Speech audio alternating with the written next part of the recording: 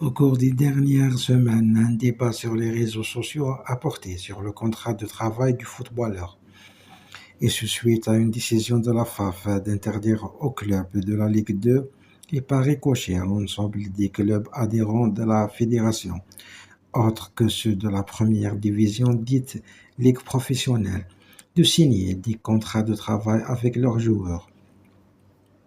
Ceci est une faute grave du point de vue légal vis-à-vis de la législation algérienne sur le travail, particulièrement la loi numéro 1011 du 21 avril 1990 et des dispositions arrêtées par la FIFA.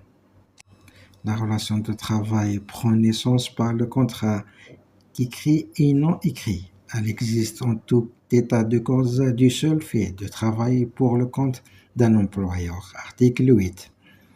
Elle crée pour les intéressés des droits et des obligations tels que définis par la législation, la réglementation, les conventions ou accords collectifs et le contrat de travail. Interdire la signature d'un contrat entre un footballeur rémunéré et son club employeur contredit profondément cette loi et encourage au travail au noir, c'est-à-dire priver le footballeur de tous ses droits sociaux, de sa protection sociale et de sa retraite et pousse les clubs à la non-déclaration de leurs travailleurs, à utiliser de l'argent d'origine suspecte, à fausser les comptes comptables et donc à établir de fausses déclarations aux organes des administrations fiscales et sociales. Ceci sur le plan légal, et c'est déjà énorme.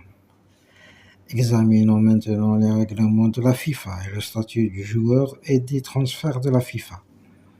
Ces deux documents précisent la définition du joueur professionnel et du joueur amateur sans aucune ambiguïté. Statut du joueur. Joueur amateur et joueur professionnel. Premièrement, les joueurs participant au football organisé soit amateur, soit professionnel.